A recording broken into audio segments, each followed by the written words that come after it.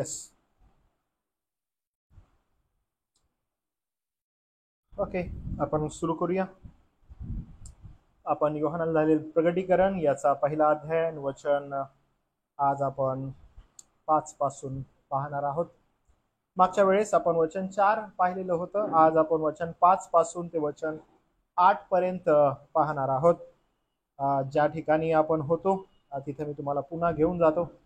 योहानाला झालेले प्रगटीकरण कुणा संदर्भात झालेलं आहे, तर प्रभू येशू ख्रिस्ता संदर्भात झालेलं आहे. आणि मग त्यानंतर आपण खूप साऱ्या गोष्टी यामध्ये पाहिल्या की स्टेप्स कशा आहेत आणि कशा रीतीनं आपण प्रगटीकरणाकडे पाहणार आहोत. मध्ये आपण जाऊन प्रभू येशू ख्रिस्ताचं जे पृथ्वीवरील स्थान आहे, ज्या ठिकाणी तो राहिला, ज्या ठिकाणी 3.5 वर्ष त्यानं सेवा केली, याही ठिकाणी आपण पाहिलं. आणि मग आपण पाहिलं की प्रभू येशू ख्रिस्त कुठं लक्ष पुरवायला शिष्यांना सांगतो किंवा त्याच्याकडे जे कोणी आले त्यांना तो पुन्हा जुन्या करारात घेऊन जातो, कारण पूर्णता वधस्तंभावर त्याची होणार होती असं आपल्याला दिसतं. आणि मग आता आपण पुढे स्टेप्स टाकत असताना माग आपण हे पण पाहिलं जे या ठिकाणी आहे, pre ट्रब्युलेशन rupture, mid ट्रब्युलेशन rupture, post ट्रब्युलेशन rupture आणि मिलेनियल जे लोक आहेत त्यांच्या संदर्भात पण आपण पाहिलं. तर हे या अनुषंगाने आपण पाहत असताना जे अप्रोचेस आहेत, ज्या दृष्टिकोनातून प्रगटीकरणाकडे पाहिलं जातं, ते आपण स्टेप बाय स्टेप पाहिलं. आता आपण पाहणार आहोत की वचन जे 4 आहे ते मागच्या वेळेस आपण पाहिलं की 7 आत्मे म्हणजे काय, तर ते गुणवैशिष्ट्य जे आहेत आत्म्याची, ते आपण पाहिलं की आत्मा एकच आहे. पण ज्यावेळेस पूर्णता 7 आकडा जो आहे, त्या 7 आकड्या संदर्भात आपण पाहिलं की 7 आकडा काय दर्शवतो, कारण आपल्याला वारंवार प्रगटीकरणाच्या पुस्तकामध्ये 7 हा आकडा दिसतो आणि 7 या आकड्यामध्ये वारंवार आपल्याला अनेक गोष्टी प्रगट होतात. परमेश्वर देवबाप प्रभू येशू ख्रिस्ताद्वारे प्रगटीकरणामध्ये जे पूर्णत्व आहे ते पूर्णत्व 7 या आकड्याला दर्शवतं, आपण ते पाहिलं. आणि पवित्र आत्मा जो एकच पवित्र आत्मा आहे, त्याची जी गुणवैशिष्ट्य आहेत, त्या पवित्र आत्म्याच्या त्या गुणवैशिष्ट्यांना हा 7 आकडा दर्शवतो, तेही आपण पाहिलं. आता आपण वचन 5 पासून पुढे जाणार आहोत आणि ही वचन 5 पासून पुढे वचन 8 पर्यंत आपल्याला आज शिकत असताना नक्की कोणतं सत्य या वचनामध्ये प्रगट केलेलं आहे त्याच्याकडं मी तुम्हाला घेऊन जातो. वचन 5 पासून 8 पर्यंत तुमच्या सगळ्यांसाठी वाचतो. लक्ष आपल्या पवित्र शास्त्रामध्ये आपण देऊया. तिथं असं लिहिलेलं आहे, आणि विश्वासू साक्षी, मेलेल्यांमधून प्रथम जन्मलेला व पृथ्वीवरील राजांचा अधिपती येशू ख्रिस्त याच पासून तुम्हास कृपा व शांती ही असोत, जो आपल्यावर प्रीती करीतो, ज्याने स्वरूप धीराने आम्हाला आपल्या पातकापासून मुक्त केले आणि आपल्याला राज्य, आपल्या देवपित्यासाठी याजक असे केले. त्याला गौरव व पराक्रम हे युगानुयुग आहेत.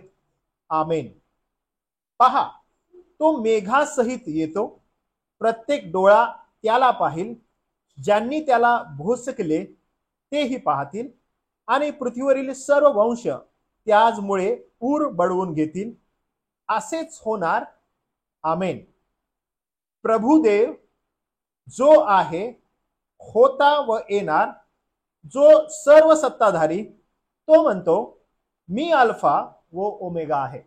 तर ही वचनं आहेत. आता या वचनांकडे पवित्र शास्त्रामध्ये तुम्ही गेले पुन्हा, तर तुम्हाला काय विशेषण या वचनांमध्ये आढळतं बरं? तुम्ही मला सांगा. तुम्ही हे वचन जर वाचलं किंवा हे वचन पाहिलं तर कोणतं विशेषण तुम्हाला आढळतं? ग्रामर वाईज काय काय तुम्हाला दिसतं इथं? व्याकरणाच्या दृष्टिकोनातून काय काय तुम्हाला आढळतं बरं? काय काय दिसत आहे वाचलेल्या वचनामध्ये? जर ग्रामॅटिकली तुम्ही बघायला गेले तर व्याकरणाच्या दृष्टिकोनातून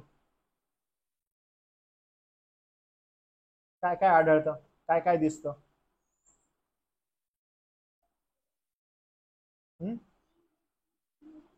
प्लुरल फॉर्म मध्ये आहे. ओके. अजून अजून राजा, याजक असं सांगितलेलं आहे. अजून थोडस पहा, अजून तुम्हाला काय आढळतं त्याच्यामध्ये? काय काय आढळतं? Don't see the words. I am saying don't see the words. काय काय आढळतं? शब्द बघू नका. दुसऱ्या शब्दांकडे नंतर जाऊ. अजून काय आढळतं? चिन्ह काय काय आढळतात तुम्हाला तिथे? व्याकरणाची चिन्ह काय काय आढळतात? कॉमाच खूप आहेत, inverted comma, single inverted comma खूप आहेत. ओके, आता मला तुम्ही सांगा की तुम्ही शाळा तर नक्की शिकलेली दिसता मला, तर सिंगल इन्व्हर्टेड कॉमा कधी वापरतात? जेव्हा एखादी गोष्ट हायलाइट करायची. ओके, आता मला सांगा की कोणकोणत्या गोष्टी हायलाइट केलेलं तुम्हाला आढळतात? काय काय आढळतं हायलाइट केलेलं? वचन 5 पासून बघा, हायलाइट केलेलं काय काय आढळतं तुम्हाला? ओके, मग तुम्ही काय करा, तुमच्या बुकमध्ये, नोटबुकमध्ये नोट डाऊन करा. ओके, नोट डाऊन करा, लिहा तिथं, बुक असेल तर तुमचं, तर लिहा काय काय काय काय कुणाला बोलले, आपण कसं जायचं मी तुम्हाला सांगतो. ओके, वचन 5, आणि विश्वासू. ओके, आणि विश्वासू साक्षी. तर मला सांगा, विश्वासू साक्षी कोण, कुणाविषयी बोललंय? विश्वासू साक्षी हु इज, कोण कुणाविषयी बोललंय? विश्वासू साक्षी कोण आहे? कुणाविषयी बोललंय विश्वासू साक्षी? कॉमा केलंय कुणाविषयी? हा नाही, बघा बघा नीट बघा, वाचा ते वचन, वाचा 5. कोण वाचेल मोठ्याने? कोणाविषयी लिहिलंय? येशू ख्रिस्त आहे, बरोबर आहे. कोण आहे? येशू ख्रिस्त. येशू ख्रिस्ताविषयी लिहिलंय. ओके, काय लिहिलंय? तो कोण आहे? फर्स्ट, विश्वासू साक्षी. ओके, नंतर मेलेल्यांमधून प्रथम जन्मलेला. तर तुम्हाला ना प्रथम जन्मलेला जे आहे ती सुद्धा इन्व्हर्टेड कॉमा मध्ये दिसतं. ओके, इन्व्हर्टेड कॉमा म्हणजे हे हायलाइटेड आहे, इम्पॉर्टंट आहे, महत्वपूर्ण दिसत आहे. ओके, पहिला काय दिसलं? विश्वासू साक्षी. म्हणजे विश्वासू साक्षी म्हणजे काय बरं? तुम्ही मला सांगा, विश्वासू साक्षी तुम्हाला काय समजतं? विश्वास साक्षी, faithful what? No, faithful witness. Okay, faithful witness. Okay, आता मला तुम्ही सांगा, विश्वासू साक्षी काय असतो? वकील साहेब, हा, विश्वासू साक्षी म्हणजे काय? विटनेस. ओके, विटनेस आहे. विश्वासू साक्षी म्हणजे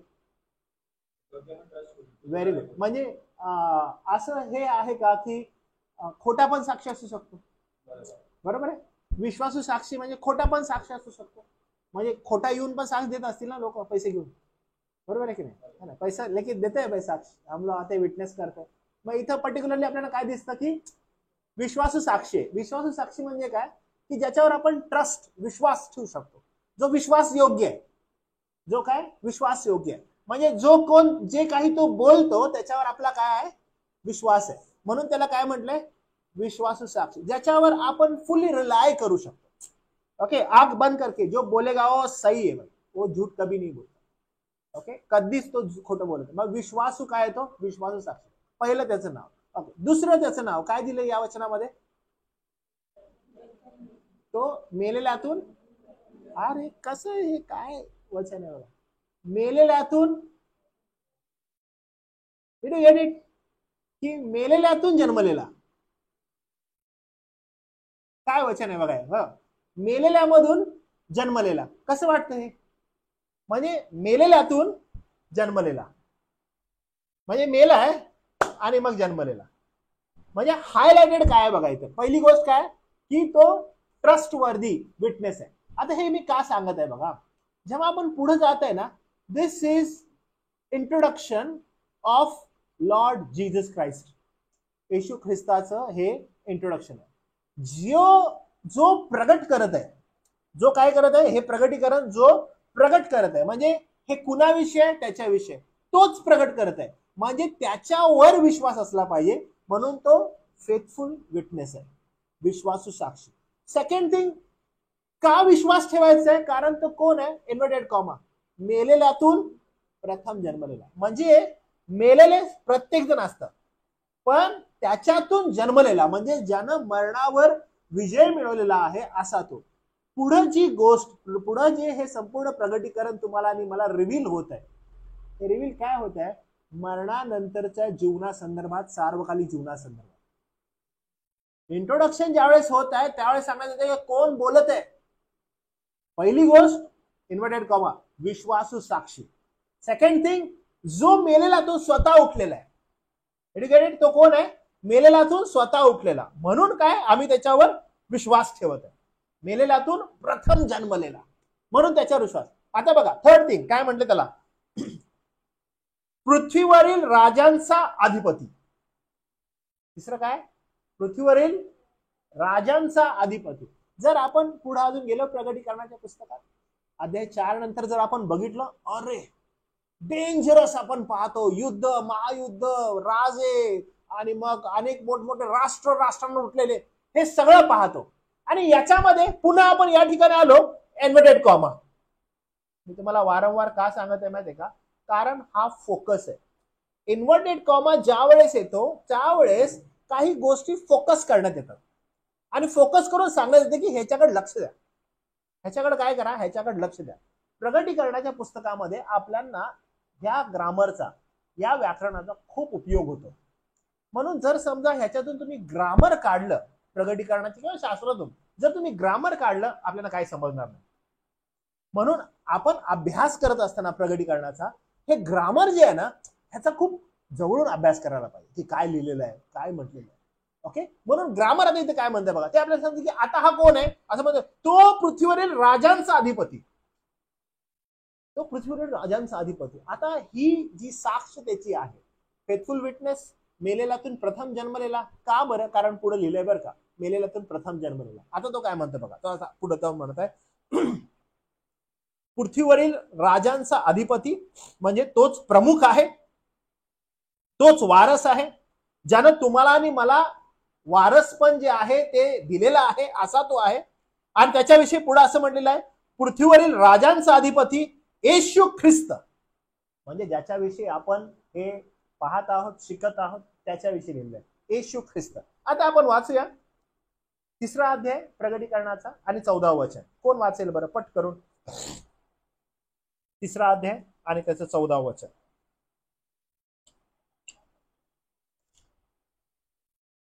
मी वाचू? हा, काय लिही? जो आमेन, जो विश्वासू व खरा साक्षी. Did you get it again? तुम्ही बघितलं परत काय म्हणलंय, परत बघा तिथे ग्रामर काय काय आढळलं तुम्हाला ग्रामर मध्ये. तिथं काय काय ग्रामर, कोणते कोणते आढळले तुम्हाला त्या ठिकाणी? इन्व्हर्टेड कॉमा आढळले तुम्हाला, single inverted comma. Single inverted comma for what words? Again, faithful, विश्वासू. अजून कशाला आढळलं?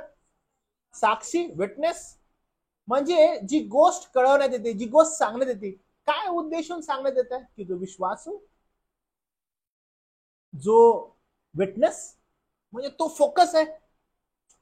तो काय, तो फोकस आहे, त्याच्याविषयी बोलण्यात येत आहे. आणि मग तो कोण आहे बघा, जो देवाच्या सृष्टीचे आदिकरण, तो असे म्हणतो, म्हणजे जो प्रथम जन्मलेला, ज्याच्याविषयी म्हटले ना, त्याच्याविषयी.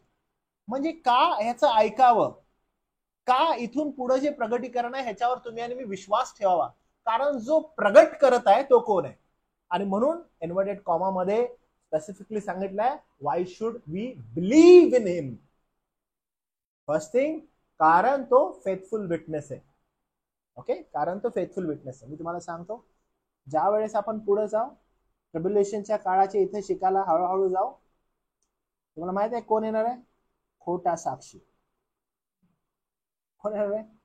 खोटा साक्षी, खोटा ख्रिस्त विरोधक, म्हणजे ख्रिस्त विरोधक, खोटा ख्रिस्त. हे का दिसणार आहे तुम्हाला? कारण ज्या वेळेस या ठिकाणी इंट्रोडक्शन होत आहे, या सगळ्यांची सेकंड कॉपी तुम्हाला दिसणार आहे. तो काय करतो? प्रत्येक गोष्टीची सेकंड कॉपी करतो. आणि मग हा धूर्त जो आहे, जो कॉपी करणार आहे, इंट्रोडक्शन याचं का ऐकावं आपण, याच्यावर आपलं लक्ष केंद्रित, कारण हा विश्वासू साक्षी आहे. ओके, हा कोण आहे? विश्वासू साक्षी. आता आपण बघूया स्तोत्रसंहिता. स्तोत्रसंहिता 89 आणि 27. कोण काढलेला आहे का? 89 आणि 27. ओके, मी वाचतो. मी आपली दया त्याचवर सर्व काळ कायम राखीन, त्याची केलेला करार आढळ राहील. आता हा कोण करार करणार आहे? खुद्द जो देव आहे तो. ठीक आहे. कोण करार करत आहे? खुद्द देव. कुणाविषयी करार करत आहे? तर पुढे जे सांगितलेलं आहे त्याविषयी. काय पुढे सांगितलेलं आहे वचन 6 नंतर, बरं का. पण हा जो करार आहे तो कोण करत आहे? तोच करत आहे, कारण तो योग्य वारस, कारण त्यानं आपल्याला जे प्रगट केलेला आहे, मेलेलातून उठलेला, प्रथम जन्मलेला, तो प्रगट करत आहे, तो रिव्हील करत आहे. आणि तो ज्यावेळेस ही गोष्ट बोलत आहे तो म्हणतो की तो करार करतोय. आणि कसला करार आहे? पुढे काय म्हटलंय बघा. कलसी करारपत्र 1 अध्याय 15 वचन. 1 अध्याय आणि 15 वचन. हो बघा. जो अदृश्य देवाची प्रतिमा, जो सर्व उत्पत्तीत ज्येष्ठ आहे. तो कोण आहे? तोच सर्व उत्पत्तीत ज्येष्ठ श्रेष्ठ, तो प्रभू येशू ख्रिस्त. म्हणजे प्रथम जन्मलेला, जो विश्वास सुसाक्षी, तोच, त्याच्यावर आपला विश्वास आहे, तो आपल्याशी करार करतोय, तो उत्पत्तीत ज्येष्ठ आहे. हे सगळं कोण आहे? तो तो तो म्हणजे ख्रिस्त. आता बघा तो काय करतो. वचन 6, उत्पत्ती 1 अध्याय आणि वचन 6, तो काय करतो बघा. आणि आपल्याला राज्य, आपल्या देवपित्यासाठी याजक. अगेन इन्व्हर्टेड कॉमा दिसत आहे तुम्हाला? ओके. आता मला सांगा हे कुणाविषयी लिहित आहे? प्रगटीकरण 1:6. ओके. कलसे वाचलं तुम्ही? ओके. आता प्रगटीकरणाकडे 1:6. प्रगटीकरण 1:6 आले? ओके. आता बघा काय बघा. पातकापा येशू ख्रिस्ताच्या द्वारे जो आपल्यावर प्रीती करतो, ज्याने स्वधीराने, ओके, ज्याने आपल्यावर प्रीती करतो, ज्याने स्वधीराने तुम्हा आम्हाला आपल्या पातकापासून मुक्त केले, तो येशू ख्रिस्त. त्याविषयी बोलण्यात येतं. कारण का? तो कोण आहे? तो विश्वासू साक्षी आहे. दुसरी गोष्ट मेलेल्यांमधून प्रथम जन्मलेला आहे. आणि तिसरी गोष्ट आपण काय बघितली? तो कोण आहे? तो कोण आहे? राजांचा अधिपती. सर्व राजांचा काय? तो अधिपती. म्हणजे ही तो श्रेष्ठत्वावर आहे.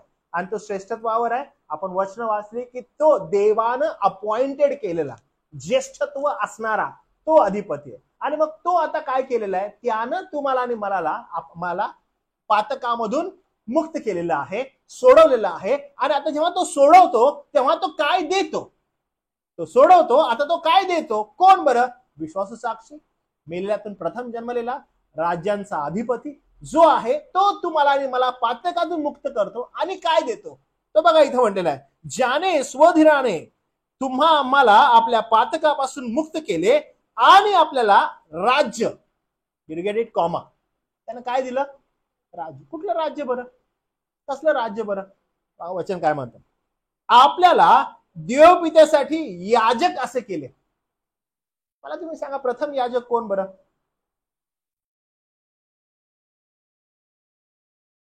प्रथम याजक कोण? काय वाटतं तुम्हाला? प्रथम याजक कोण आहे बरं? यहोवा प्रथम याजक आहे. तुमचा आणि माझा याजक कोण आहे? प्रभू येशू ख्रिस्त. बघा योहानाचं पहिलं पत्र काढा बरं. योहानाचं पहिलं पत्र. योहान काय म्हणतो बघा. 1 अध्याय आणि त्याच्यानंतर लगेच आपण 2 अध्याय पण बघूया. ठीक आहे.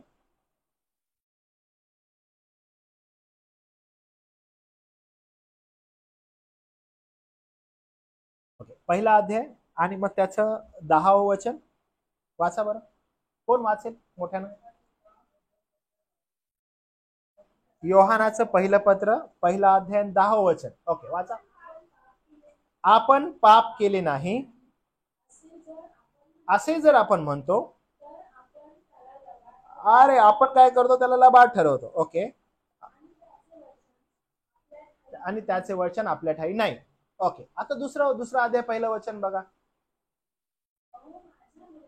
अहो माझ्या मुलांनो, हा हा हा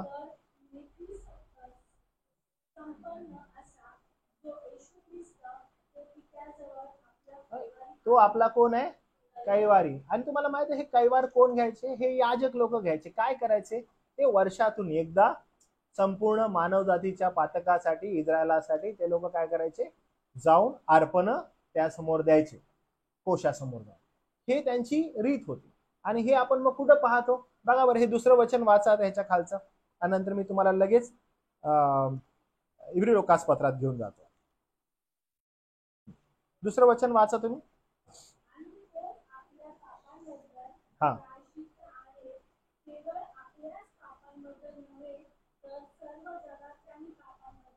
तो काय होता, तो प्रायश्चित आहे. कोण बरं?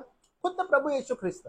आता इथं विलक्षण गोष्ट काय बघा, त्यानं जी जी गोष्ट केली त्याच्यावर विश्वास ठेवणारा त्या गोष्टीसाठी आता बांधील ती गोष्ट तो करणार आहे. कारण का, तो तुमचा आणि माझा ज्येष्ठ बंधू, जो तुमच्या आणि माझ्या पुढे गेलेला आहे, तो विश्वासू साक्षी, तो मेलेल्यातून प्रथम जन्मलेला, तो राज्यांचा अधिपती, आणि तो सगळ्या अधिकारानं म्हणजे भरलेला असा ख्रिस्त. आता जेव्हा तो पुढे गेलेला आहे, तो म्हणतो मी पुढे गेलो, मी काय देणार, मी तुम्हाला राज्य देणार आणि मी तुम्हाला याजक असं करणार देवपित्याचं. हे कसं काय शक्य आहे बरं? तर बघा ख्रिस्तानं काय केलंय. ओके, इब्री लोकास पत्र याचा 9वा अध्याय. ओके, इब्री लोकास पत्र याचा 9वा अध्याय.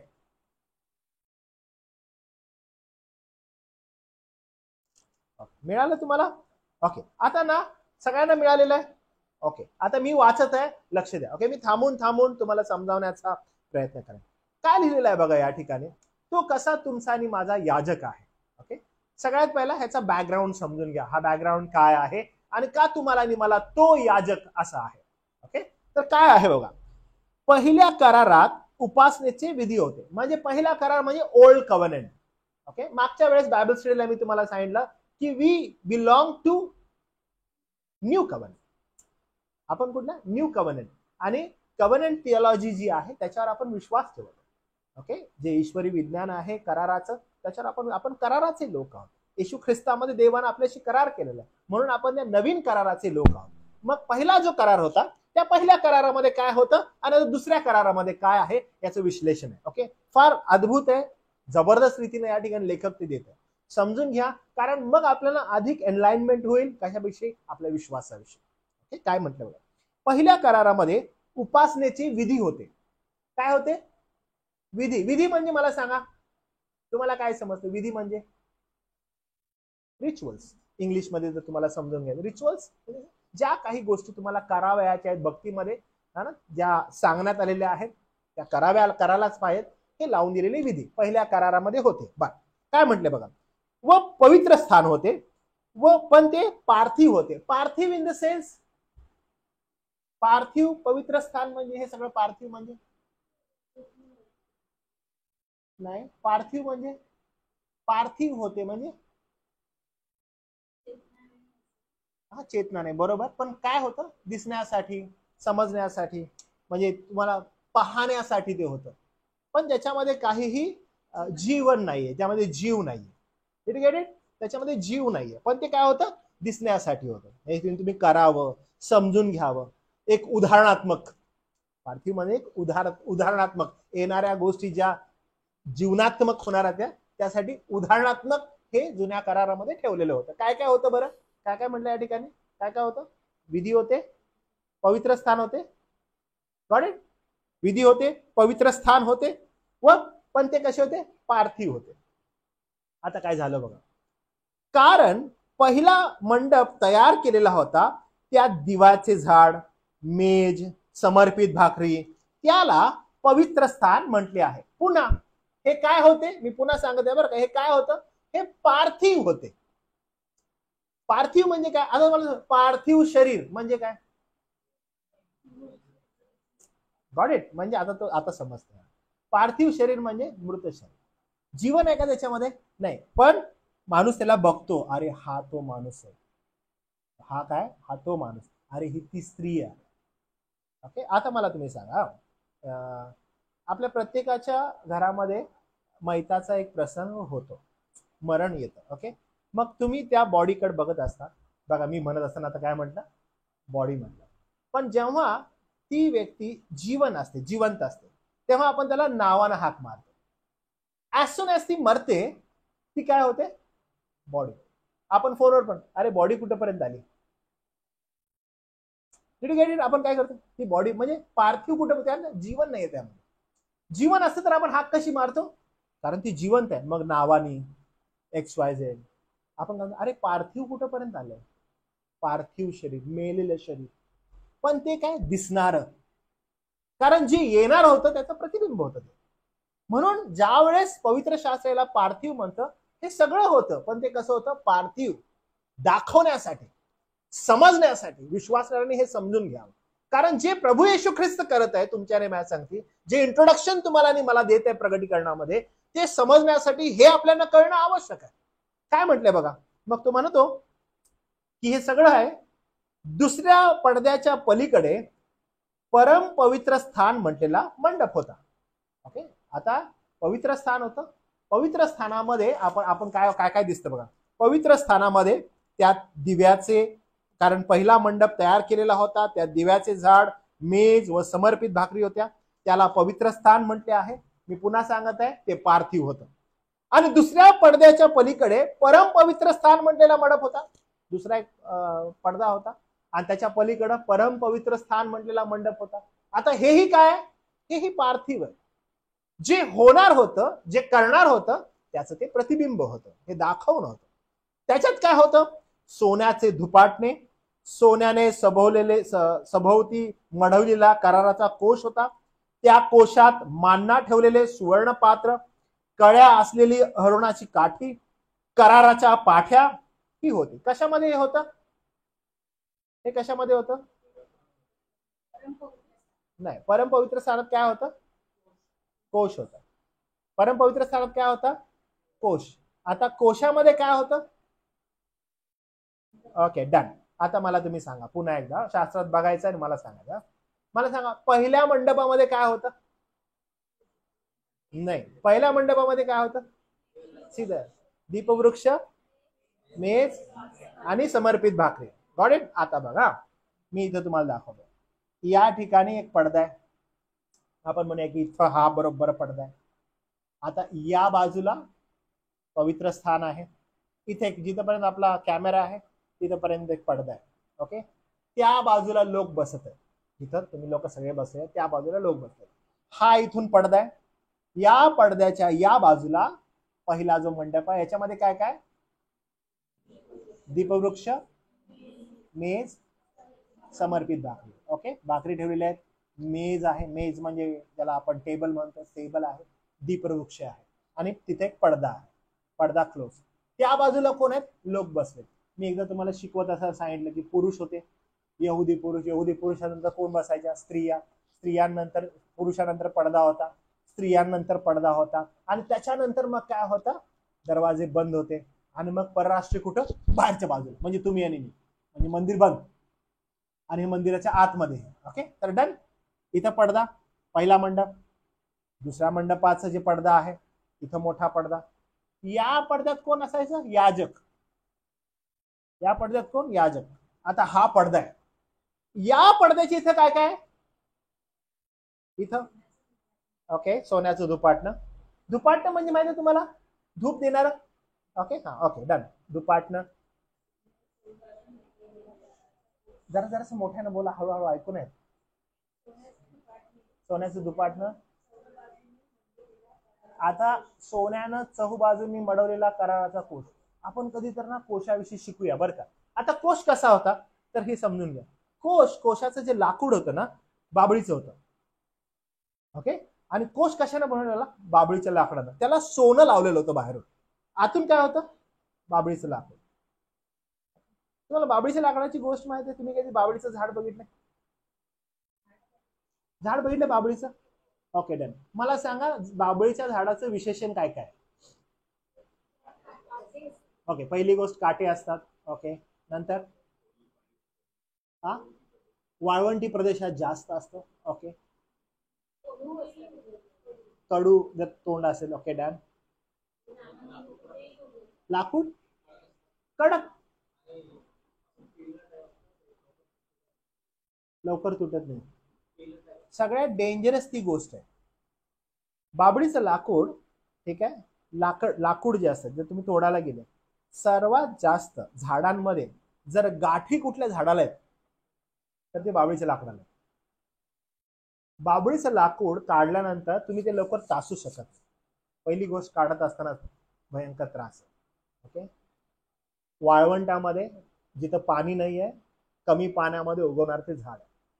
जर ते झाड मोठं असेल, त्याला बुंदा असेल, तर तुम्ही त्या झाडाकडे नीट निरखून बघितलं तर त्याला जवळ सगळ्या गाठी आहेत. जर ते तुम्ही तोडलं आणि त्याची तुम्हाला फळी बनवायची आहे, नाही बनेगा. आणि मग देव बाब आज्ञा देतो की तुम्हाला जर काही बनवायचंय, कोश बनवायचा आहे, तर ते लाकूड कसलं असायला पाहिजे? बाबळीचं. सिग्निफाय काय करत आहे माहितीये का? सिग्निफाय हे करत आहे की तुम्ही आणि मी पण त्यासारखंच आहे, गाठी आलेले. ते किती खराब आहे, ते किती वाईट आहे, ते नाही होऊ शकत. पण परमेश्वर देव बाप त्याला बाहेरून काय करतो? सोनं लावलेलं आहे. इनसाइड गाठी आहे हो हम लोग सब. जर आपण आपल्या पातकांकडे बघितलं, न सुधारणार आहे. देवापण आवरण गाठलंय नीतिमत्वाचं, आतमध्ये गाठी आलेलेच आहे सगळे. आणि कोश कसा होता? बिलकुल तसा.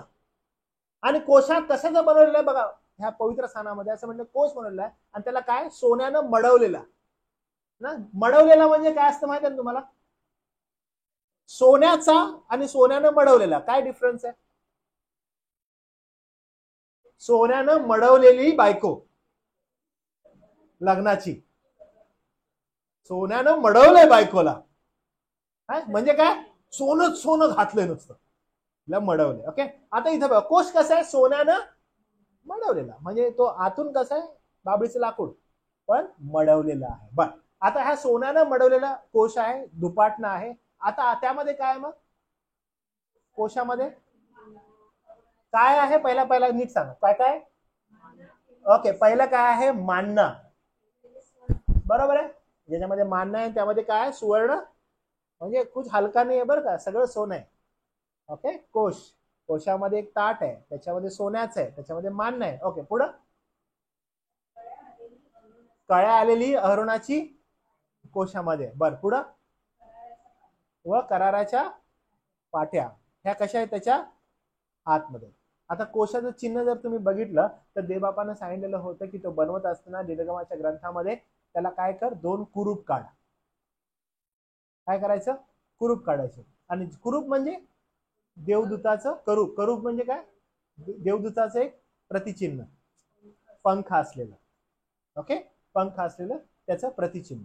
आणि ते चिन्ह काय? असं एकमेकाला असे जॉईंट नाही बरं का, त्याच्यामध्ये असं गॅप, दोन्ही पंख एकमेकाला जॉईंट नाही, त्याच्यामध्ये गॅप. आणि मग ते चिन्ह काय होतं की जेव्हा परमेश्वराची समक्षता उतरेल आणि देवाला ज्यावेळेस इस्रायला संगती बोलायचंय, त्यावेळेस तो त्या 2 पंखांच्या मधून बोलणार. हो, किती विलक्षण होतं हे सगळं. पण मी पुन्हा सांगतो, हे सगळं काय आहे? पार्थिव. शास्त्र काय म्हणते? हे सगळं काय आहे? सगळं पार्थिव. आता ह्याची मागणी केलेली होती म्हणून मिळाले बरं काय. सगळं आम्हाला देव हवाय, आमच्या समोर चालणारा बोलणार, देव आपण दिलेलं होतं. पहिला करार, ओल्ड कव्हर्नमेंट. आणि आपण पाहतो आता बघा पुढे काय लिहिलंय?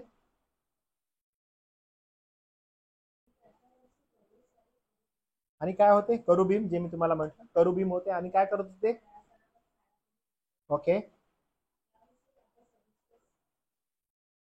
म्हणजे प्रयोजन नाही, सांगायचं नाही आता मला, ते सगळं तुम्हाला माहित आहे, असं लेखक सांगत आहे या ठिकाणी. जे आता मी तुम्हाला जस्ट एक्सप्लेन केलं, तो म्हणतो मला एवढं एक्सप्लेन करायची गरज नाही, तुम्हाला ते माहित आहे, जुना करार वाचला तर तुम्हाला समजेल तो, असं तो सांगतोय. पहिला करार, ओल्ड कव्हर्नमेंट हा आहे. बरं, पुढं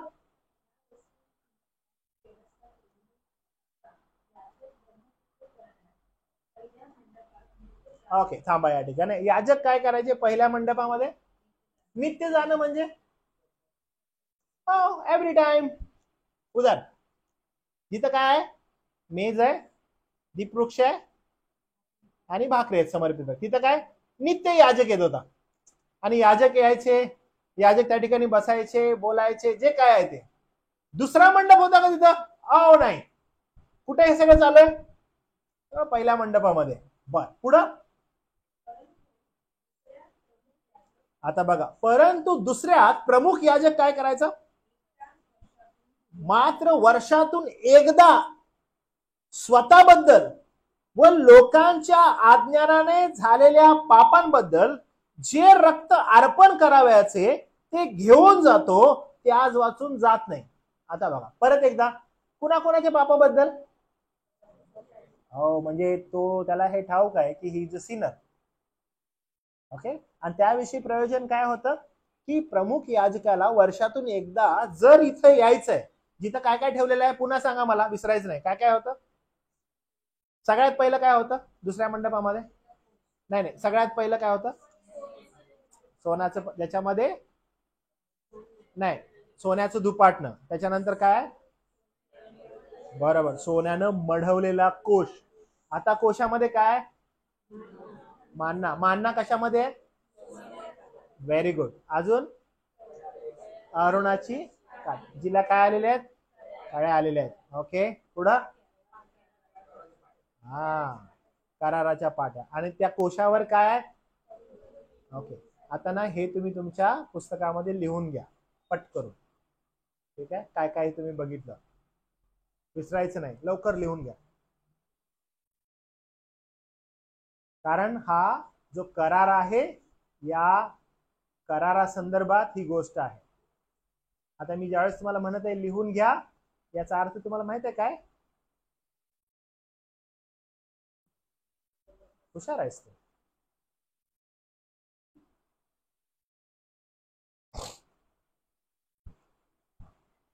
ओके, आणि हे दुसऱ्या मंडपामध्ये होतं.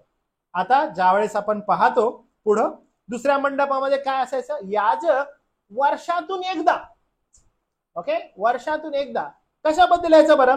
स्वतःच्या पातकांबद्दल आणि लोकांच्या अज्ञानाने झालेल्या पापाबद्दल जे रक्त अर्पण करावयाचे ते घेऊन जातो, ते आज वाचून जात नाही. म्हणजे ते रक्त घेतल्याशिवाय तो आज जातच नाही. त्यानं कसं जायचंय आतमध्ये? रक्त घेऊन. विदाउट ब्लड आतमध्ये अलाउड नाही. आणि ज्यावेळेस आपण याजकांकडे बघतो जुन्या करारामध्ये, आणि याजकांचा जो गणवेश होता, त्या गणवेशाकडे ज्यावेळेस आपण बघतो, तर गणवेशाला जे परमेश्वराने सांगितलेलं होतं की प्रमुख याजकाला गणवेशाला काय काय असायला पाहिजे. तर ज्यावेळेस आपण गणवेशाकडे बघतो, तो गणवेश असा एकदम मोठा असायला पाहिजे, आणि त्या गणवेशाच्या खालच्या बाजूला घुंगरू लावलेले असायला पाहिजे. ओके, ह्याच्यामध्ये ऍडिशन अजून एक काय असायचं की ते दोरखंड पण बांधायचे. म्हणजे ज्यावेळेस वर्षातून एकदा हा आत जायचा, आत गेल्यानंतर न जाणं ह्यानं जे पातक केलेलं आहे ते परमेश्वराच्या दृष्टीनं फारच गंभीर आहे, तर तो आतमध्येच मरून पडेल. कारण आतमध्ये दुसरं पवित्र स्थान, त्याच्यामध्ये काय होता? जे कोश होता, तो त्या ठिकाणून परमेश्वर देवबाप त्याच्या समक्षतेद्वारे बोलायचा. मी पुन्हा सांगत आहे, हे काय होतं? तरी पार्थिव होतं, तरी एवढी गंभीरता, तरी काय, तरी एवढी गंभीरता होती, तेवढं एवढं गांभीर्य, तेवढं भय, हे सगळं होतं. आणि तो आज जाऊन काय करायचा? ज्यावेळेस कोकऱ्याचं रक्त शिंपडत आहे, त्यावेळेस तो पातक झालंय नाही झालं याविषयी भले तो विचार करत आहे की न जाणं परमेश्वर मला इथे मारून टाकलं तर काय होईल, मग माझे जे तरुण याजक आहेत ते मला बाहेर खेचून काढतील दोरखंडानं, कारण त्यांना ही भीती की आम्ही दुसऱ्या मंडपात जाऊ की नाही. तुम्हाला आठवतं प्रभू येशू ख्रिस्त ज्यावेळेस वधस्तंभावर होता आणि तो मेला, त्यावेळेस काय झालं? असं म्हटलंय तो पडदा काय झाला? दुभांगला. म्हणजे काय की आता प्रवेश कोणीही करू शकतं येशू ख्रिस्ताच्या नावामध्ये. किती अद्भुत गोष्ट घडलेली आहे ती, हे विलक्षण होतं. आणि ही गोष्ट या ठिकाणी नमूद होते. बघा काय म्हटलंय, असं म्हटलेलं आहे, तेने करून पवित्र आत्मा दर्शवतो. 8वं वचन बरं का, तेने करून पवित्र आत्मा दर्शवतो की जोपर्यंत पहिला करार, पहिला मंडप उभा आहे, तोपर्यंत परमपवित्र स्थानाची वाट प्रगट होत नाही. जोपर्यंत पहिला मंडप आहे तोपर्यंत परमपवित्र स्थानामध्ये प्रवेश नाही. तो मंडप वर्तमान काळी दृष्टांत रूप आहे. त्याच्या व्यवस्थेप्रमाणे उपासकांचा विवेक भाव पूर्ण कराव्यास समर्थ नाहीत, अशी दाने, यज्ञ, पशु अर्पणे करण्यात येत जात. जसं तो इंट्रोडक्शन म्हणताय की हे सगळं काय पार्थिव आहे, जे पूर्ण नाही होऊ शकणार. हे फक्त जो येणार होता त्याचं प्रतिबिंब करत होत्या, हे दाखवून देत होते की तो येऊन काय करणार आहे, तुम्ही आणि मी कसा प्रवेश करणार आहोत, हे ते दर्शवत होत्या. पुढे काय म्हटलं बघा, खाणे पिणे, नाना प्रकारची क्षालने, या सुद्धा ती अर्पणे केवळ दैहिक विधी असे होते, ते सुधारणुकीच्या काळापर्यंत लावून दिलेले होते. हे विधी लावून दिलेले होते की समजून घ्या, पहिला करार हे सांगत आहे आणि सर्वजण ते करत आहे. कारण जो येणार होता तो ह्या सर्व गोष्टींची पूर्णत्व करणार होता. Why Lord Jesus Christ and his sacrifice is so essential in our life? काय एवढं महत्वपूर्ण आपल्या जीवनासाठी आहे? त्यांना असं नेमकं काय केलेलं आहे? रिमेंबर दिस. पुढे काय म्हटलेलं आहे? ख्रिस्त हा, ओके, व्हेरी इम्पॉर्टंट, ख्रिस्त हा भावी चांगल्या गोष्टी संबंधी प्रमुख याजक असा येऊन हातांनी केलेला नाही, म्हणजे या सृष्टीतला नाही, अशा अधिक मोठ्या व पूर्ण मंडपातून. किती इम्पॉर्टंट आहे बघा की येशू ख्रिस्ताने काय केलं. तो तुमचा आणि माझा याजक. काय म्हटलंय? तो तुमचा आणि त्यानं काय केलं? इम्पॉर्टंट. ख्रिस्त हा भावी चांगल्या गोष्टी संबंधी प्रमुख याजक असा येऊन हातांनी केवळ नाही, म्हणजे पार्थिव नाही. मंडप जो होता तो काय होता? पार्थिव. मेज काय? पार्थिव. भाकरी पार्थिव. सगळं पार्थिव. परमपवित्र स्थान पार्थिव. एव्हरीथिंग पार्थिव. सगळं पार्थिव होतं दाखवण्यासाठी. येशू ख्रिस्त काय करत आहे बघा. येशू ख्रिस्त तुमचा आणि माझा याजक, ज्यानं जो तुमचा आणि माझा ज्येष्ठ, जे इंट्रोडक्शन आपण पाहिलं, जो विश्वासू साक्षी, जो ते बोलतो, जो ते सांगतो, तो साक्षी, जो प्रथम याजक, त्यानं काय केलं? त्यानं हातांनी केलेलं नाही, म्हणजे या सृष्टीतलं नाही. मला तुम्ही सांगा पुन्हा, काय नाहीये तो? कुठे नाही गेला? या सृष्टीमध्ये नाही गेला, निर्मितीमध्ये नाही गेला, सृष्टीमध्ये नाही. काय म्हणते बघा, तर अशा अधिक मोठ्या व पूर्ण मंडपातून, ह्याच्यापेक्षा अधिक मोठ्या व पूर्ण मंडपातून काय केलं बघा त्यानं? आणि बकरे व गोरे यांचे रक्त नव्हे, तर आपले रक्त घेऊन, म्हणजे बघा हा, स्वतः कोकरा स्वतःच रक्त घेतो, याजक होऊन स्वतःच रक्त घेऊन, बकऱ्याचं किंवा गोऱ्याचं रक्त नाही, तर काय म्हटलं बघा, एकदाच परम पवित्र स्थानात गेला आणि त्याने सार्वकालिक मुक्ती मिळवली. कारण रक्ता वाचून पापक्षालन नाही. रक्त इम्पॉर्टंट आहे. मग बकऱ्याचं आणि गोऱ्याचं रक्त पार्थिव होतं, दाखवण्यासाठी. ते दाखवण्यासाठी होतं, ते वारंवार दाखवण्यात येत होतं की हे पार्थिव आहे, हे पार्थिव आहे, पार्थिव आहे. कारण जो येणार होता तो बकऱ्याचं वगैरे रक्त घेऊन जाणार होता का? बिलकुल नाही. तो कुणाचं रक्त घेऊन गेला? तो स्वतःचं रक्त घेऊन गेला. आणि कुठे गेला? परम पवित्र स्थानामध्ये. आता आठवण करा, तो याजक काय करायचा? प्रमुख याजक वर्षातून एकदा बकऱ्याचं गोऱ्याचं रक्त घ्यायचा आणि काय करायचा? शिंपडायचा. अरे, आणि आता काय झालं? आता अद्भुत गोष्ट झालं. येशू ख्रिस्त स्वतः याजक. कुणाचं रक्त घेतलं त्यानं? स्वतःच, जे वधस्तंभावर सांडलं. आणि कुठे गेला? परम पवित्र स्थानात. हातांनी बांधलेलं होतं का ते? सृष्टीतील का? नाही. मरणानंतर प्रभू येशू ख्रिस्तानं तुमच्या आणि माझ्यासाठी जे केलेलं आहे, जे पार्थिव होतं, आता तो कुठे एंटर केला? जिवंत परमेश्वराच्या खुद्द त्याच्या पित्याच्या सानिध्यामध्ये. आणि तो दाखवत आहे की हे माझं रक्त आहे. या रक्तानं मजवर विश्वास होणाऱ्या प्रत्येकाचं क्षालन कर. प्रत्येकाचं पाप त्यांच्याकडे मोजू नको. कारण का? मी वधस्तंभावर खेळून त्यांसाठी मरण शोषलेलं आहे. वाव. तो काय म्हणतो बघा, तर सार्वकालिक आत्म्याच्या योगे, कारण बकऱ्याचे व बैलाचे रक्त आणि विटाळलेल्यावर शिंपडलेली कलवडीची राख ही जर देहाची शुद्धी होईल असे पवित्र करतात, तर लक्षात घ्या, तर सार्वकालिक आत्म्याच्या योगे ज्याने निष्कलंक अशा स्वतःस देवाला अर्पण केले, त्या ख्रिस्ताचे रक्त तुमचा विवेक भाव जिवंत देवाच्या सेवेसाठी निर्जीव कर्मांपासून किती विशेष करून शुद्ध राखील. आणि जो याच करता नव्या कराराचा मध्यस्थ आहे, की पहिला करार चालू असता जी उल्लंघने झाली त्यापासून मुक्ती होण्यासाठी मरण झाल्याने सार्वकालिक वारशाचे वचन पाचारण झालेल्यास मिळावे. म्हणून आपल्याला नवीन करार प्रगटीकरणामध्ये ज्यावेळेस म्हणते ना की तुम्हा सगळ्यांना परमेश्वरामध्ये याजक असं ते नेमतो. कारण का? He has done it before.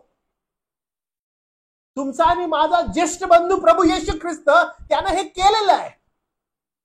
म्हणून परमेश्वरासमोर तुम्ही आणि मी जाऊ शकतो. एंट्रन्स आहे तुम्हाला आणि मला. हे कोण सांगत आहे? खरा साक्षी. कोण बोलत आहे? खरा साक्षी. आपण पुन्हा आता प्रगटीकरणाच्या पुस्तकाकडे येऊया.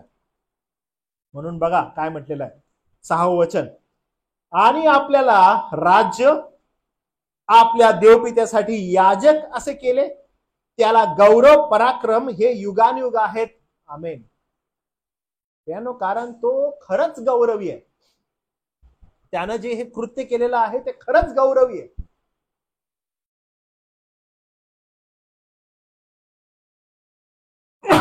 सॉरी, मला तुम्ही सांगा की पराक्रमी राजा म्हणजे काय असतो?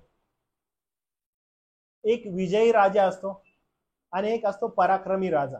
दोघांमध्ये काय डिफरन्स आहे? विजयी राजामध्ये आणि पराक्रमी राजामध्ये काय डिफरन्स असतो?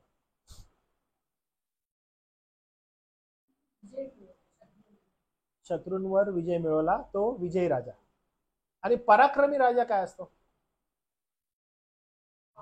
ओके, शिवाजी महाराज विजयी राजा होता की पराक्रमी राजा होता? कसे काय शिवाजी महाराज, छत्रपती शिवाजी महाराजांना आपण पराक्रमी राजा कसं म्हणतो? काय केलं त्यांनी? पराक्रमी असं काय केलं? का विजयी राजा त्यांना का म्हणत नाही आपण? आपण त्यांना पराक्रमी राजा का म्हणतो?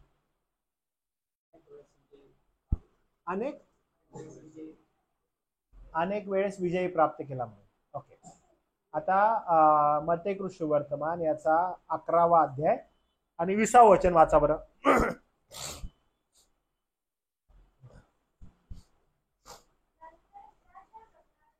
ओके, आता इथं लिहिलेलं आहे येशू ख्रिस्ताविषयी, बरोबर आहे. नंतर ज्या ज्या नगरांमध्ये ओके त्याची पराक्रमाची बहुतेक कृत्ये घडली होती. ओके, आता मला तुम्ही सांगा की त्याची पराक्रमाची बहुतेक कृत्ये घडली होती ज्या ज्या नगरांमध्ये येशू ख्रिस्ताची. ओके, पराक्रम मी पुन्हा सांगत आहे, पराक्रमाची येशू ख्रिस्तानं केलेली कृत्य म्हणजे नेमकं काय बरं? पराक्रमाची कृत्य जे इम्पॉसिबल आहे, बरं, जे असं वाटतं शक्य नाहीये होणं, बरोबर. आता पराक्रमी राजा आणि विजयी राजामध्ये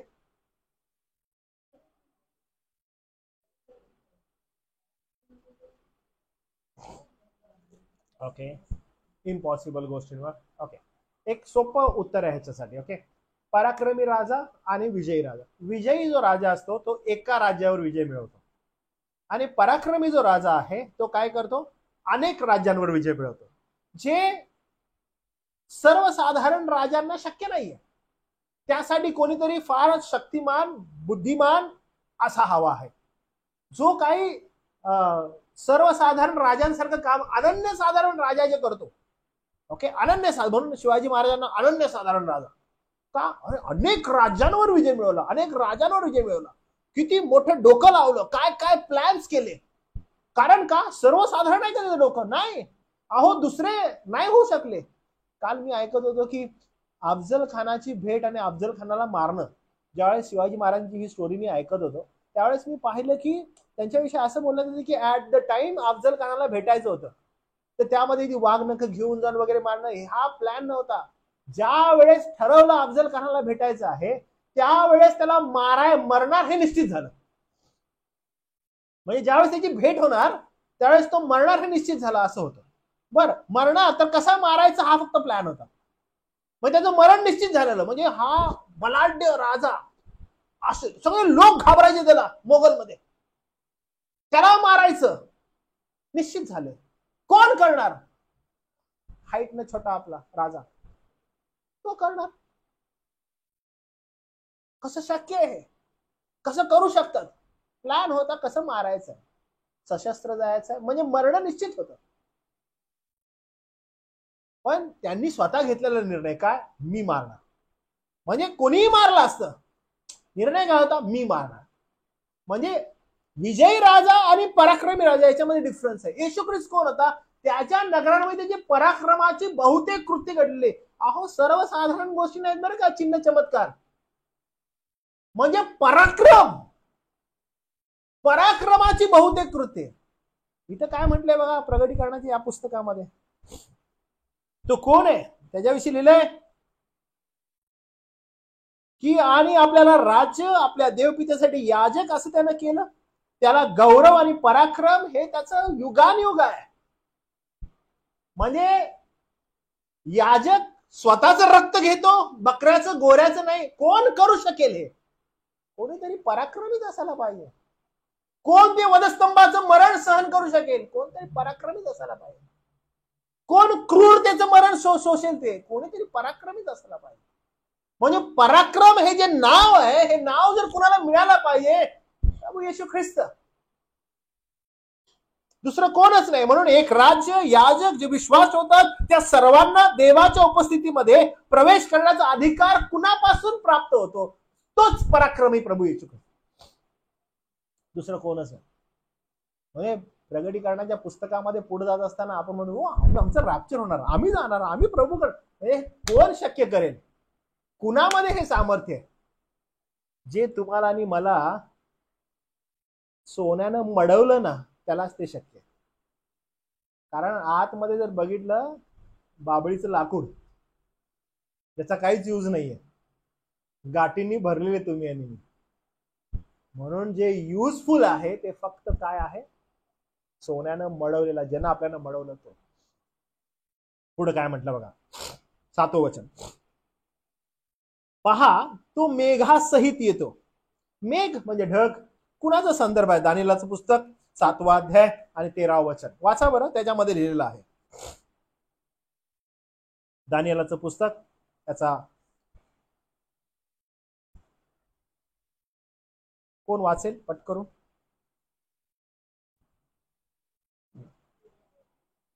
सातवा अध्याय आणि 13व वचन. हा,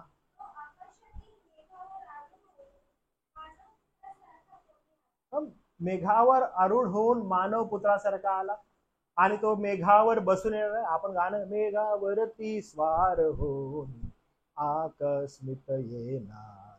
मेघावर बसून येणार, ढगावर. मग आपण म्हणतो, तो ढग कसा असेल हो? तो मग मेघावर बसून येणार म्हणजे ढग कसा असेल?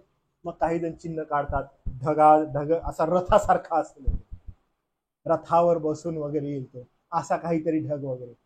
वेगवेगळ्या प्रकारे त्याचं रंगवण्यात येतं. पण एक गोष्ट मात्र कॉमन आहे, ज्याच्याविषयी हे लिहिण्यात येतं, ते नक्की काय म्हटलेलं आहे बघा. तो ढगांसह, म्हणजे तो सामान्य ढग आहे का? नाही, तो गौरवाचा ढग आहे. त्याला एक वेगळं नाव आहे ओल्ड टेस्टमेंट, ज्याला आपण जुना करार म्हणतो. देव अनेकदा स्वतःला उत्साही झगमगत्या प्रकाशात प्रगट करतो, ज्याला शकायना असं म्हणण्यात येतं. शकायना हा शब्द जो आहे, हा वारंवार जुन्या करारामध्ये वापरलेला आहे.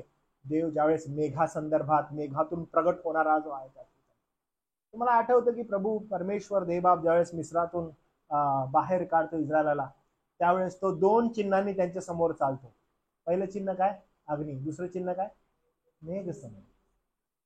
आणि मेघस्तंभातून तो बोलतो. आणि ज्यावेळेस मेघस्तंभ हा नाव शकायना, त्याचं गौरव प्रगट होतं. आणि ज्यावेळेस तो येणार, ढग किंवा मेघ कशाचं प्रतिचिन्ह आहे? त्याच्या गौरवाचं. आणि त्यामुळे पवित्र शास्त्र असं म्हणतं, पहा तो मेघासहित येतो. काय करतो? पहा तो मेघासहित येतो. मेघासहित म्हणजे गौरवासहित येतो. वाव! तो येणार कसा आहे? तो गौरवानं, with his full of glory. शकायना, ज्याला गौरवी मेघ असं म्हणतात. मी पुन्हा जर कधी विचारलं समजा, गौरवी मेघाला काय म्हणतात, आन्सर काय असायला पाहिजे तुमचा? शकायना. परमेश्वर देवबाप स्वतःला वारंवार जेव्हा कधी असा गौरवी मेघ प्रगट होतो, त्यावेळेस काय म्हटलंय? शकायना. कोणीही हे ते पाहू शकत नाही का? जुन्या करारामध्ये तुम्हाला आठवतं निर्गमाचा ग्रंथ 33वा अध्याय 20वा वचन वाचा बरं जरासं. 33वा अध्याय निर्गमाचा ग्रंथ आणि 20वा वचन.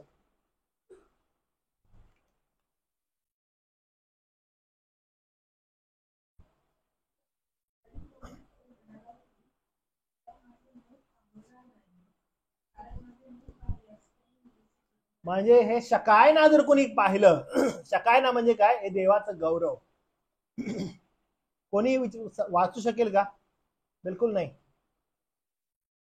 म्हणून काय, म्हणून पडदा. हा जो पडदा होता कोणच नाही पाहू शकत, म्हणून पडदा. माझं मुख कोण पाहू शकेल? नाही. एक अद्भुत गोष्ट होती बघा, मोशे ज्यावेळेस जाऊन आला, सिनायवरून खाली उतरला, त्याच्याविषयी म्हटलेलं आहे की त्याचं मुख कसं झालं, अरे त्याच्या मुखाकडे कोण पाहू शकत नव्हतं, एवढं तेज त्याच्या तोंडावर होतं. का? फक्त समक्षतेमध्ये जाऊन आलेला. त्यानं परमेश्वराला पाहिलेलं का? नाही. त्यानं काय केलं? त्यानं पडदा टाकला. आता काय टाकला? पडदा टाकला. त्याची इच्छा होती की हे जे माझं लखलखणारं मुख आहे त्याच्याकडे लोकांनी पाहत राहू नये, कारण हे काय होणार आहे, येणाऱ्या दिवसामध्ये निघून जाणार आहे. तर हे जे परमेश्वराचं वचन मला मिळालेलं आहे त्याच्याकडे लक्ष लावावं. पण तो आलेला कुठून? फक्त परमेश्वराच्या सानिध्यातून आलेला. तुम्ही विचार करा, जेव्हा हा प्रभू येशू ख्रिस्त मेघावर बसून येणार, वाव, गौरवी, सकाय ना, त्याचं काय आहे ते, त्याचं गौरव. वाव. आणि त्याच्यावर बसून तो येणार असं म्हटलेलं आहे. आणि मग काय होणार तो आल्यावर? तर असं म्हटलंय प्रत्येक डोळा त्याला पाहिल. आता मला तुम्ही सांगा, त्याचं हे गौरव पहिला कोण पाहू शकत होतं का? पण आता जेव्हा तो येईल, म्हणजे अशी काय म्हटलंय की प्रत्येक डोळा त्याला पाहिल, म्हणजे एव्हरीवन विल सी हिम. त्याचं गौरव प्रत्येक जण पाहिल. परमेश्वर देवा ते अलाव करेल. वाव. पहिला कोण पाहू शकत होतं? पण हा जो गौरवी प्रभू येशू ख्रिस्त येणार आहे, प्रत्येक डोळा त्याला पाहिल. मी ज्यावेळेस याचा विचार करतो की कसं काय लोक पाहतील याला, आणि पवित्र शास्त्रात खोटं ठरेल का? नाही. प्रत्येक डोळा त्याला पाहिल, म्हणजे एव्हरीवन. इथे वचन काय लिहिलंय बघा जरासं. असं म्हटलंय, ज्यांनी त्याला भोसकले. आता मला तुम्ही सांगा अगेन, काय चिन्ह आहे त्या ठिकाणी? ज्यांनी त्याला भोसकले, इन्व्हर्टेड कॉमा, अजून ज्यांनी त्याला भोसकले तेही पाहतील, आणि पृथ्वीवरील सर्व वंश त्याचमुळे ऊर बढवून घेतील. असेच होणार. आमेन. प्रत्येक डोळा त्याला पाहिल. मला तुम्ही सांगा, जर समजा आपण विचार केला की कसं काय प्रत्येक डोळा त्याला पाहू शकतो, काय वाटतं तुम्हाला? तो तर येणार ना, सिनायवर येणार आहे असं म्हटलं, मध्यभागी अंतराळामध्ये. मग कसं पाहणार त्याला सगळेजण? आकाशात दिसणार तो सगळ्यांना? मी कधी कधी विचार करत आहे की हाऊ सिस्टमॅटिकली सध्या वर्ल्ड तयार होते मात्र त्याच्या आगमनासाठी. आज आपण हा सोशल मीडिया एवढा इन हँड बघत आहे. जेव्हा तो येईल तेव्हा प्रत्येक जण त्याला पाहिजे, प्रत्येक न्यूज चॅनल तिथं असेल, प्रत्येक जण पाहू लागेल. एव्हरीवन विल कॅप्चर हिम. एक पण सुटणार नाही. आणि तो त्याच्या मंडळीला स्वतःकडे आकर्षण करेल. माहित नाही याचं प्रिपरेशन कसं असेल, माहित नाही हे कसं घडणार आहे, पण हे होणार नक्की आहे की तो मेघासहित येईल, त्याचं गौरव प्रत्येक जण पाहिजे. मत्तेय सुवर्तमान याचा 24वा अध्याय आणि 29 आणि 30 वचन.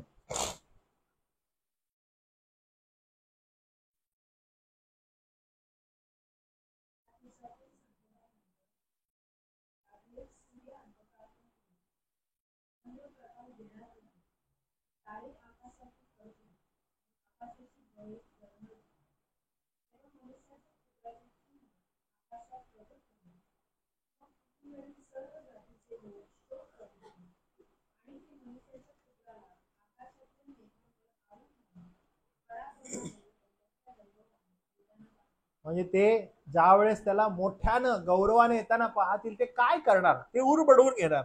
कशाबद्दल बरं? Because they have not repented, कारण त्यांनी पश्चाताप केला नाही म्हणून.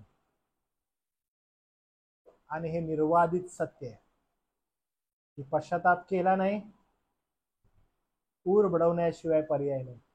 तुम्हाला माहिती आहे ऊर बडवणं कशाचं चिन्ह आहे? भयंकर शोक. ऊर बडवणं म्हणजे भयंकर शोक. 25वा अध्याय आणि 31वा वचन. जेव्हा मनुष्याचा पुत्र आपल्या वैभवाने येईल व त्याच समोर त्याचबरोबर सर्व देवदूत येतील, तेव्हा तो आपल्या वैभवी राजासनावर बसेल. त्याच पुढे सर्व राष्ट्रे जमविल जातील. आणि जसे मेंढपाळ शेरडापासून मेंढरे वेगळे करतो, तसे तो त्यास एकमेकापासून वेगळं करेल. कोण करणार? तो गौरवी राजा. हे पाहण्यात येणार. प्रगटीकरण याचा 6वा अध्याय आणि मग 12 पासून ते 17 पर्यंत आपल्याला दिसतं की हे कोणाविषयी लिहिलेलं आहे. मज बरोबर बोलत असलेली वाणी कोणाची हे पाहण्यास मी मागे वळालो. मागे वळून पाहत होतो, सोन्याच्या 7 समया आणि त्या समयाच्या मध्यभागी मनुष्याच्या पुत्रासारखा पायघोळ वस्त्र परिधान केलेला आणि 6वा अध्याय 6वा अध्याय वचन 12 पासून तो जसा येणार आहे त्या दिवशी तो 12वा वचन आहे त्यापासून पुढे. त्याने 6वा शिक्का फोडला, तेव्हा मी पाहिले, तेव्हा मोठा भूमिकंप झाला. सूर्य केसाच्या तरटासारखा काळा झाला व सगळा चंद्र रक्तासारखा झाला. अंजिराचे झाड मोठ्या वाऱ्याने हलले, म्हणजे त्याची कशी कच्ची फळे खाली पडतात तसे आकाशातील तारे पृथ्वीवर पडले. एखादे पुस्तक गुंडाळावे तसे आकाश गुंडाळून जाऊन निघून गेले आणि सर्व डोंगर व बेटे आपापल्या ठिकाणावरून सरून गेली. पृथ्वीवरील राजे व मोठे अधिकारी, सरदार, श्रीमंत, बलवान लोक, सर्व दास व सर्व स्वतंत्र माणसे गुहात व डोंगरातील खडकात लपली. आणि ते डोंगरास व खडकास म्हणाले, आम्हावर पडून राजासनावर बसलेल्या पुरुषाच्या तोंडापुढून कोकराच्या क्रोधापासून आम्हाला लपवा, कारण त्याचा क्रोधाचा मोठा दिवस आला आहे आणि त्याच पुढे कोण टिकेल. जेव्हा तो गौरवाने येईल, ज्यावेळेस न्यायाचा प्रसंग असेल, त्यावेळेस घडलेली ही घटना आहे. आणि जे म्हटलेलं आहे ना, त्याला भोसकलेले लोक त्याला पाहतील. तो ते रोमन शिपायांविषयी नाही बोलत आहे बरं का. लोकांना वाटते भोसकलेले म्हणजे जे छळ करतात तेच पाहतील. एव्हरीवन, प्रत्येक जण त्याला पाहिल असं म्हटलेलं आहे.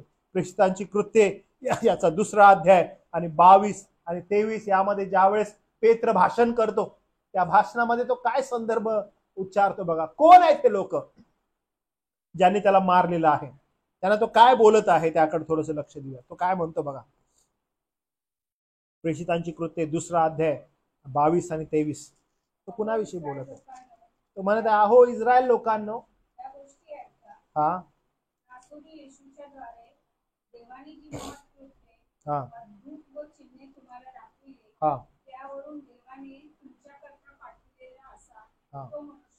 बरोबर.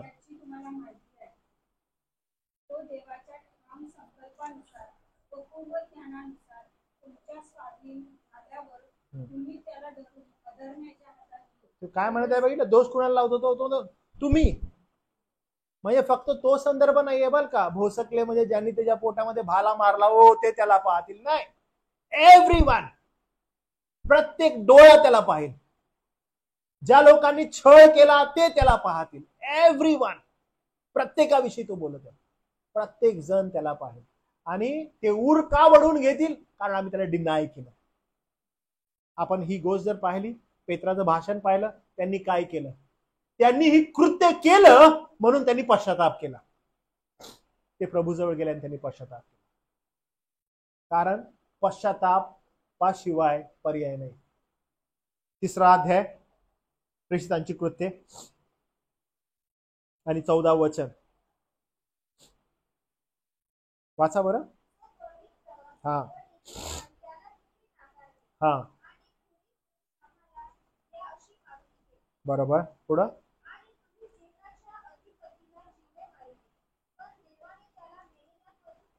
पण देवानं त्याला मेलेल्यातून उठवलं.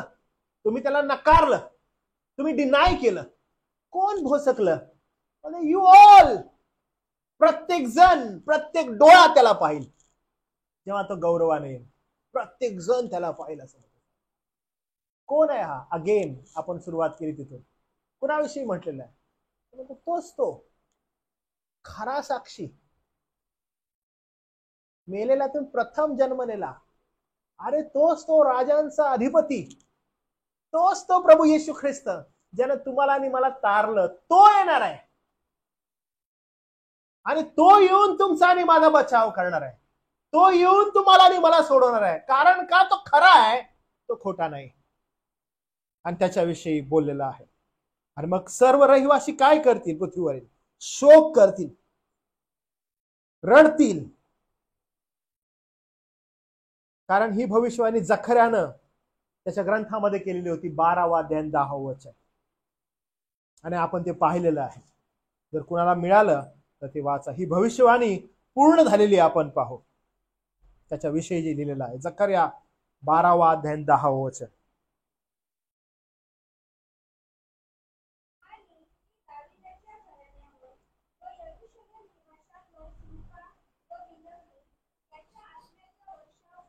हा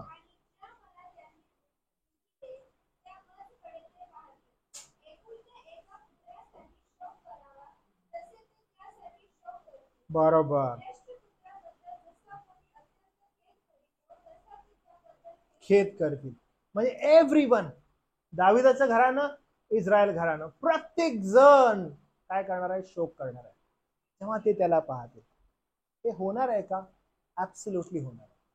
शोक होणार आहे का? ऍब्सोल्युटली होणार आहे. कारण का? ते देवाचं वचन आहे. कोण बोलत आहे? शेवटलं वचन, वचन 8. प्रभुदेव, पुन्हा एकदा इन्व्हर्टेड कॉमा, प्रभुदेव, पुन्हा जो आहे, पुन्हा इन्व्हर्टेड कॉमा, जो होता व येणार, जो सर्व सत्ताधारी, तो असं म्हणतो. काय म्हणतो? अल्फा आणि ओमेगा. आणि हे तुम्हाला सारखं सारखं दिसतं, अल्फा ओमेगा. अल्फा ओमेगा नेमकं काय आहे? अल्फा आणि ओमेगा ग्रीक जी वर्णमाला आहे त्याचा पहिला आणि शेवटला शब्द आहे. इंग्लिश वर्णमालेतला शेवटला शब्द कोणता? AN Z. मराठी हा हा हा अचा हा अचा बरं का म्हणत आहे. ज्यावेळेस आपण हे पाहतो, हा ज्यावेळेस आपण हे पाहतो आपल्याला काय दिसत आहे की तो अल्फा आणि ओमेगा, तो प्रारंभ आणि तो शेवट आहे. तो हे बोलत आहे. त्याच्याविषयी काय म्हटलं? शास्त्र काय म्हणतं बघा. प्रभुदेव जो आहे, होता व येणार. पुन्हा मी म्हणत आहे, इंट्रोडक्शन काय होतं की तो कोण आहे? खरा साक्षी, तो सर्व सत्ताधारी. तो म्हणतो मी अल्फा आणि मी ओमेगा. शास्त्र असं म्हणतं, याच्याविषयी शिक्षक असे म्हणतात की वर्णमाला हा ज्ञान साठवण्याचा एक कल्पक मार्ग आहे. ज्ञान साठवण्याचा एक कल्पक मार्ग म्हणजे एकदम विचारसरणी त्याची खूप सुंदर आहे. काय कल्पक मार्ग आहे की एखादी गोष्ट जर लक्षात ठेवण्याजोगी आहे, ठेवायची आहे, तर लोक वर्णमालेचा उपयोग करतात. आणि ह्या वर्णमालेचा उपयोग फार सुंदर आहे ग्रीकचा, की तो अल्फा आणि तो ओमेगा. आणि कधी कधी लोकांना याचा अर्थ पण माहीत नसतो, पण असंच बोलण्यात येतं ह्याच्याविषयी अर्थ. पण नाही, हा ग्रीक वर्णमालेचा एक हे दोन शब्द आहेत, एक अल्फा एक ओमेगा आहे, प्रारंभ आणि शेवट. आणि हा प्रारंभ आणि शेवट काय काय म्हणतो? ख्रिस्तच हा सर्वोच्च, सार्वभौम, सर्वोच्च आणि म्हणजे ही स्टार्टिंग अँड एंड. तोच काय सेंटर, तोच काय मिडल, तोच काय सेकंड लास्ट, तोच काय लास्ट, तोच फर्स्ट, तोच सेकंड, तोच थर्ड, तोच फोर्थ. He is everything. सर्व सत्ताधारी तोच आहे, तोच सर्वोच्च आहे, तोच सार्वभौम आहे. आणि पवित्र शास्त्र वारंवार त्याच्याविषयी बोलतं. प्रगटीकरणाच्या पुस्तकामध्ये सर्वशक्तिमान, सर्वशक्तिमान देव हे जे शब्द आहेत, हे प्रगटीकरणामध्ये असं म्हटलं 8 वेळा आढळतो. सर्वशक्तिमान, सर्वशक्तिमान, सर्वशक्तिमान. देवाची शक्ती सर्वोच्च आहे, अधरेखित आहे. हे अल्फा आणि ओमेगा प्रगट करतात. तोच काय तो आहे, नोबडी एल्स. आणि प्रभू येशू ख्रिस्ताला ही पदवी प्रदान झाली आहे. काय? अल्फा आणि ओमेगा. कशामुळं? जनाकी आपण पुन्हा डीक केलं तर आपल्याला दिसतं की त्यानं रक्त शिंपडलंय. कुणाचं? स्वतःच. हे कसं प्राप्त झालं? कारण तो स्वतःचं रक्त घेऊन गेला, त्यानं विजय मिळवला, आणि त्यामुळं त्या देवानं त्याला सर्वोच्च नाव दिलं, आणि त्या नावामध्ये सर्व समाविष्ट झालं. तो ख्रिस्त प्रगट करणारा योहानाला, तोच तो ख्रिस्त. त्यानं दिलेलं अभिवचन, मीच अल्फा, मीच ओमेगा. लक्षात घे, दुसरं कोण? प्रारंभापासून कोण आहे? मीच आहे. त्रैक्यामध्ये असणारा मीच आहे. मी मानव देह घेतला, मी या पृथ्वीवर आलो, मी तुम्हासाठी प्राण दिला, मीच आहे तो. म्हणून जे त्याच्याविषयी लिहिलेलं आहे तो प्रत्येक व्यक्ती, वस्तू आणि घटनेवर सार्वभौम नियंत्रण ठेवतो.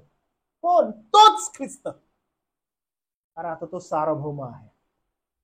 तो होता, तो असणार. हो, कारण तो येणारा, तो सार्वभौमच असणार. त्याच्या पलीकडे दुसरं काहीच नाही.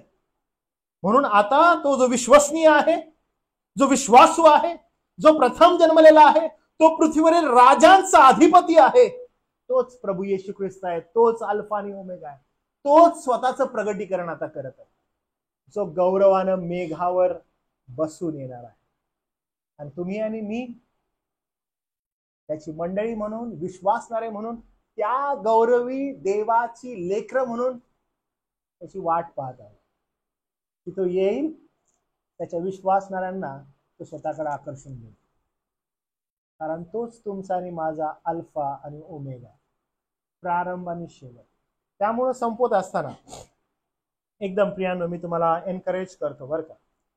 पवित्र शास्त्र असो, तुमच्या स्वतःचं वैयक्तिक जीवन असो, व्हॉट एव्हर यू टेक, प्रत्येक गोष्टींचा मी हा शब्द इथं नमूद केलेला आहे.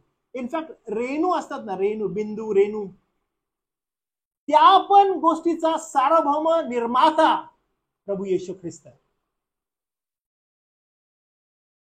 तुमच्या आणि माझ्या जीवनावर कंट्रोल करणारा प्रभू येशू ख्रिस्त. हे जग जे आता सध्या फार विचित्र रीतीनं वागते, देवाला क्रोध आणि क्रोध आणि क्रोधासाठी तयार करत आहे. एक एक एक लेखक असं म्हणतो की नरक जो परमेश्वर देव आहे, तो अधिक जास्त पेटवून त्याला गरम करत आहे, अधिक जास्त तो अग्नीनं पेटवत आहे. कारण का? हे जग तेवढ्या प्रकर्षानं नाशाकडे धावत आहे. त्यानं पण तुम्ही आणि मी त्याची मंडळी म्हणून जो येणार आहे, त्याची भीत भीत आणि कापत कापत वाट बघणं अत्यावश्यक आहे. कारण शास्त्रातली प्रत्येक भविष्यवाणी ही पूर्ण होत आहे. त्याच्या जन्मापर्यंतच्या पूर्ण झालेल्या होत्या, त्याच्या जन्मानंतरच्या शास्त्रातील भविष्यवाण्या पूर्ण झालेल्या होत्या. आता नवीन कराराच्या भविष्यवाण्या पूर्ण होत आहेत, आणि त्याची येणारी भविष्यवाणी पूर्ण होणार आहे. म्हणून त्यानं ऑलरेडी सांगून ठेवलेला आहे, जो अल्फा आणि ओमेगा आहे, जो प्रारंभ आणि शेवट आहे, काय होणार आहे आणि मी तुमचा बचाव कसा करणार आहे, मी तुम्हाला कसं माझ्याकडे घेणार आहे. आणि आता ह्याच्या पुढं जे योहानाला प्रगट झालं, त्या योहानाला तो सांगत आहे की मी आता जे तुला सांगत आहे ते तू लिहून घे. म्हणून इथून पुढचा जो प्रवास आहे याच्यामध्ये त्याला त्याच्या पुस्तकात लिहायला सांगितलेलं आहे. आणि जे योहान वर्णन करतो ते त्या गौरवी अल्फा आणि ओमेगाचं वर्णन आहे. आणि जेव्हा आपण त्या वर्णनाकडे बघतो, तो येणारा देव प्रभू येशू ख्रिस्तामध्ये नेमकं काय तुम्हाला आणि मला घेऊन येणार आहे ते दर्शवतो. तर त्याच्याकडे आपण फार काळजीपूर्वक जाऊ.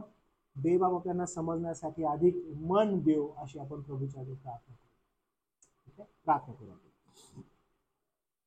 प्रभू देव बापा, आम्ही तुझे आभार मानतो आणि तुला धन्यवाद देतो की तुझ्या दयेमध्ये देवा तू आम्हाला तुझं वचन शिकवत आहेस, तुझी कृपा पुरवत आहेस. विनंती करतो की तुझं गौरव वधस्तंभावरील जो ख्रिस्त आहे त्यानं जे कृत्य आमच्या संदर्भात केलेलं आहे, तो बकऱ्याचं किंवा गोऱ्याचं रक्त नाही तर स्वतःचं रक्त घेऊन गेला. प्रभू आम्ही आभार मानतो, कारण आमची लायकी अजिबात नव्हती. आमची लायकी काय? तर प्रभू आमची लायकी त्या बाबळीच्या लाकडासारखी, पण प्रभू त्यानं आम्हाला मडवलं, सोन्यानं मडवलं. म्हणून प्रभू आमची लायकी जाळण्यासाठी असणारं लाकूड, पण देवबापा त्यानं कृपा पुरवली. आम्ही देवबापा तुझे आभार मानतो की त्याचं हे निर्वादित सत्य, जो अल्फा, जो ओमेगा, जो प्रारंभ, जो शेवट, प्रभू हे शिकत असताना आम्हावर कृपा कर आणि वचनाचं सत्य आम्हाला अधिक चांगल्या रीतीने कळावं अशी दया कर. गौरव मान महिमा तुला देत केलेली प्रार्थना तारणारा प्रभू येशू ख्रिस्त याच्या नावात केली म्हणून देवा तू. आमेन. थँक्यू. सलाम सगळ्यांना.